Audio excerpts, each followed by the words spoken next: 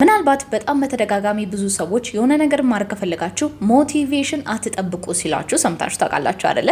ማለትም የሆነ ነገር ለማድረግ ሞቲቬሽን እስከሚመጣ ድረስ አትጠብቁ። ምክንያቱም ሞቲቬሽን ዛሬ ይመጣል ነገ ይሄዳል። ሞቲቬሽናል ኮንተንቶችን ብታዩ ትንሽ ለትንሽ ጊዜ የሆነ ስፓርክ ይኖራቸዋል፣ ከዛ በኋላ ግን አትቀጥሉበትም ይሏቸዋል። ራይት ኦልሞስት ሞቲቬሽን መጥፎ እንደሆነ ወይም ደግሞ ሰስቴነብል እንዳልሆነ ይነግሯቸዋል። እውነቱን ለመናገር that part somehow የሆነ እውነት አለው። ነገር ግን let me tell you actually ሞቲቬሽን ግዴታ ያስፈልጋቸዋል ነው። ሞቲቬሽን ማለት በአጠቃላይ ዝም ብሎ ይሄ ስሜታችሁን የሚያነቃቃ ነገር አንድ ነገር እንድትሰሩ አለ yes በቃ አድርጓለሁ እንደዚህ ነው እንደዛ ነው kind of like የወኔነት ስሜት የሚያሰማችሁ ነገር የሚያሰማችሁ is it right የሚሰማችሁ anyways የሚሰማችሁ or የሚያሰማችሁ let's just agree to disagree now motivation የሚለውን ነገር በስነ ስርዓት መረዳት አለባችሁ የምለው ለዚህ ነው። አያችሁ አንድ ነገር ጀምራችሁ successful መሆን ከፈለጋችሁ ወይም ደግሞ ጀምራችሁ መቀጠል ከፈለጋችሁ or even ማጠናቀቅ ከፈለጋችሁ ትክክለኛ ፕሮሰስ አለው። ያ ፕሮሰስ ደግሞ የሚጀምረው ቴክኒካሊ ከሞቲቬሽን ነው። now ይሄን ሞቲቬሽን እንደዚህ ብላችሁ ተረዱት። like በምሳሌ ላስረዳችሁ። ከአንድ ቦታ ተነስታችሁ የሆነ ቦታ መድረስ ብትፈልጉ መኪና እና የምትነዱት መኪና ደግሞ ነዳጅ መኪና ከሆነ ፕሮሰስ እንዳለው ታውቃላችሁ። ዝም ብላችሁ ብድግ አድርጋችሁ መኪናውን አታስነሱትም። ትንሽ መሞቅ አለበት ራይት። ሶ እንደዚህ ነው የምታደርጉት። በመጀመሪያ መኪና ውስጥ ትገባላችሁ፣ ሞተሩን ታስነሳላችሁ፣ ትንሽ ሞተሩን ታሟሙቁታላችሁ። ከዛ በኋላ ሬዲ ነው ብላችሁ ስታስቡ ጋዝ ትሰጡታላችሁ። ከዛ በኋላ ቀስ እያላችሁ መንዳት ትጀምራላችሁ። ካላችሁበት ቦታ መድረሻችሁ ትደርሳላችሁ ማለት ነው አይደለም? ላይፍም ላይም ሲመጣ ልክ እንደዚህ ነው። ዴስቲኔሽን ቢ ጋር መድረስ ከፈለጋችሁ በመጀመሪያ ኤ ጋር ሆናችሁ ማድረግ ያለባችሁ ነገር አለ።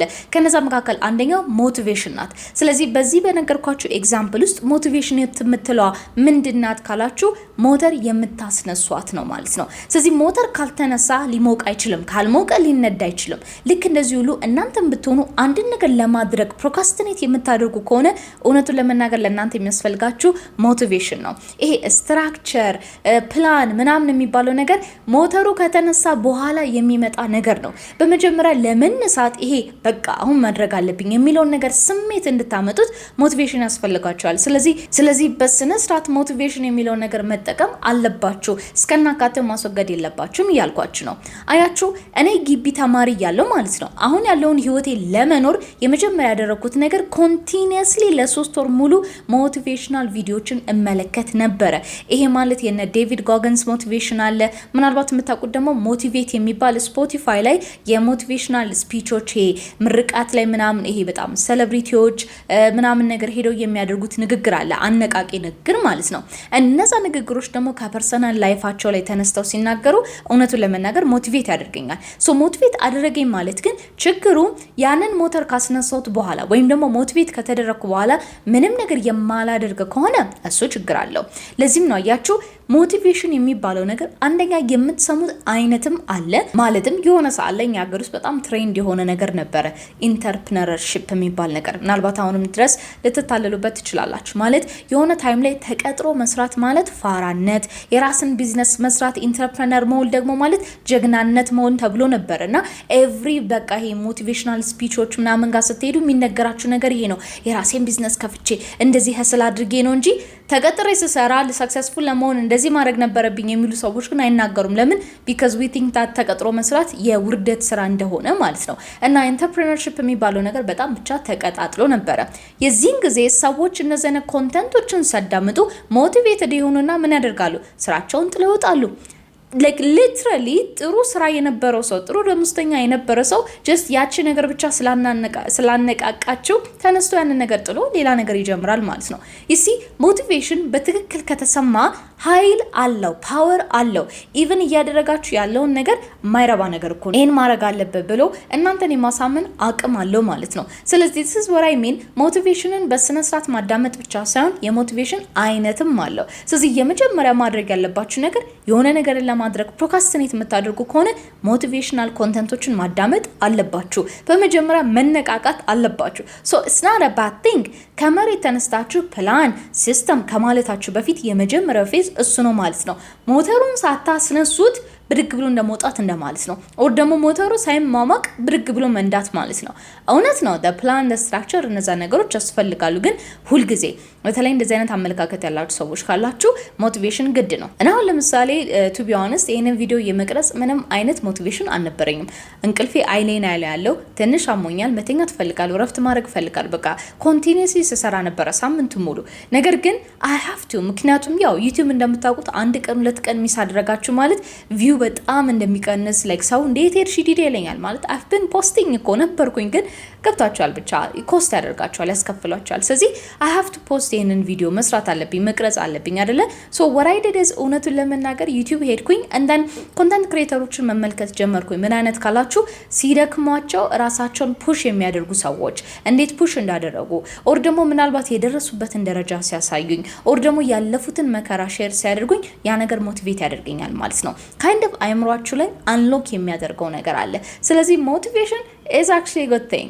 now motivation ማዳመጥ ብቻውን ደግሞ በቂ አይደለም ብያችሁ ነበር አይደለ? ሶ ከሞቲቬሽን ደግሞ ሌላ ምን ያስፈልጋል ካላችሁ well distraction ማስወገድ አለባችሁ። you see አንድ ነገር ለማድረግ ብቻ አይደለም ለማጥናት ዲፕ ፎከስ ለማድረግ የመሳሰሉ ነገሮች አጠገባችሁ የሚረብሽ ነገር ካለ ያን ነገር ማስቀጠል አትችሉም።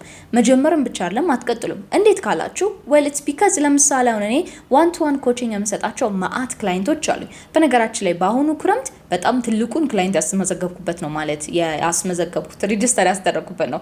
36 ኢንዲቪጁዋሎችን አሰልጥኛለሁ በዚህ በክረምት ብቻ ማለት ነው። well አሰልጥኛለሁ ሳይሆን አብሬያቸው ሰርቻለሁ ብለው ይሻለኛል። ምክንያቱም የሚሰለጥኑ ነገሮች ሳይሆን የምርም ህይወታቸው ላይ ኢምፓክት ያደረኩት ነገር ስለሆነ ማለት ነው። I'm so proud እና ምን አለ መሰላችሁ ግን ከነዚህ ሁሉ ክላይንቶቼ ሁልጊዜ የምነግራቸው ነገር መማሩ እኔ ሞቲቬት ማድረጌ ከምንም በላይ ደግሞ እያንዳንዱ ክላሳንች ስትራክቸር የሞላው ነገር ነው። እኔ ዝም ብዬ አልለፈልፍም። እያንዳንዱን ሂደት አብረን ነው የምንሄደው። ግን አንዳንድ ክላይንቶቼ የተማሩትን ነገር ከጨረሱም በኋላ የሚያደርጉ የሚቀጥሉ ሰዎች አሉ። አንዳንዶቹ ደግሞ እስከናካቴው በቃ ክላሱ አለቀ በቃ ዳትሴት አለቀ የሚሉ ሰዎች አሉ። to be honest ያ ነገር it's up to them። ግን of course ደግሞ እኔም እንደ ክላይንት አልፎ ወር ካለፈው በኋላ ሜቢ የሆነ ጊዜያት ካለፈው በኋላ ሄጄ እንዴት ነው ምን አዲስ ነገር አለ ብዬ ጎራ ላለው አወራቸዋለሁ። ምክንያቱም ኮኔክሽናችን ስቲል የሚቀጥል ነገር ስለሆነ ማለት ነው። አንድ ጊዜ ብቻ ስለተመዘገቡ በዛው አልቅም። ሶ ምን ልላችሁ ፈልጌ ነው ከዛ በኋላ ያለውን ነገር ግን ማስቀጠል የናንተ ድርሻ ነው፣ ትልቁ ድርሻችሁ። ስለዚህ ኢማጂን አድርጉ if ሁሉ ነገር ቢኖራችሁ ብትነቃቁ everything happen ቢያደርግ ግን ያንን ነገር ማስቀጠል ደግሞ ካቃታችሁ ትልቁ ችግሬ ነው። so what do you need to do እንዳትቀጥሉ የሚያደርጋችሁ ነገር ዲስትራክሽን ወይም ደግሞ ረብሻ ማስወገድ አለባችሁ ማለት ነው። አለበለዚያ ደግሞ እኔ ምን እላለሁ ሁልጊዜ ሞቲቬሽናችሁ ሃይ ሆኖ ዳውን ሲሆን መልሳችሁ ሞቲቬት ያደረጋችሁን ቪዲዮ ተመልከቱት። ግድ የለም መልሳችሁ ደጋግማችሁ አዳምጡትና ከዛ በኋላ አይምሯችሁ ወደ ገደለው ይገባል ማለት ነው። sometimes አይምሯችን ደጋግሞ ሊነገረው ይፈልጋል አንድን ነገር ወይም አንድን አክሽን እንዲያደርግ ማለት ነው። I know it's weird ግን it actually works። እሺ ሌሎች ሰዎች እንደሚሏችሁ አታዳምጡ ምናምን አይደለም። አንዳንድ ጊዜ ቦሪንግ የሆኑ ሀቢቶች ወይም ደግሞ አንድ ነገር ስትደጋግሟቸው actually ይሰራሉ። ስለዚህ ተስፋ አትቁረጡ። አንዴ ሞክራችሁ ሁለት ሞክራችሁ አልሰራ ማለት እስከናካቴው ተውት ማለት አይደለም። ፊክስ እያደረጋችሁ keep on going ግድ የለም። እኔ በዛ ነገር አምናለሁ። ሶ በጥቂቱም ቢሆን ስለ ሞቲቬሽን ማውራት የፈለኩት ነገር እሱን ነው ማለት ነው። you know of course ስትራክቸሮችን እናስተምራለን but አንዳንድ ጊዜ ደግሞ አዳምጡ። ግድ የለም ሞቲቬሽን ያስፈልጋቸዋል፣ አዳምጧቸው። ዝም ብሎ አይደለም እነዛ ቪዲዮዎች አሉት። ኦኬ and የሞቲቬሽን አይነት ደግሞ አለ። ኦኬ just ዝም ብሎ አድርግ ተነሳ ውጣ ምናምን ሳይሆን ፈትሹ። ከምንም በላይ ደግሞ እነዚህ ሰዎች የኖሩትን ነገር ቢሰብኩ ጥሩ ነው። ኦኬ ሜክ ሹር ያለፉበትን የኖሩበትን ነገር ይናገሩ። ከዛ ውጪ ይሄ ዝም ብሎ የማይሆን ነገርን እሱን ለዩ። ትልቅ ናችሁ ብዬ አስባለሁ፣ እሱን መለየት ትችላላችሁ። but yeah do those things okay guys so የዛሬው ቪዲዮ አጥር መጠን ያለች ናት። እቺን ትመስል ነበረ። ሀሳብ አስተያየት ጥያቄ ካላችሁ ወይም በተመለከተ ኮሜንት ሴክሽን ላይ አሳውቁኝ። and ከምንም በላይ ደግሞ ምናልባት ከኔ ሌላ ጀርኒ ላይ ፎሎ ማድረግ ከፈለጋችሁ ሌሎች ሶሻል ሚዲያዎች አሉኝ። ከኔ ጋር ስቲል መስራት ከፈለጋችሁ ላይክ ዛሬውን 1-to-1 privately የኮቺንግ ክላሶቼ አሁን ክፍት ናቸው። ጨርሰናል ክረምቱን and አዲስ አመት ሲመጣ አትዘናጉ። ግድ የለም ኦኬ so anyways በሚቀጥለው ቪዲዮ ያቻለው መልካም ጊዜ ይሁንላችሁ። ባይ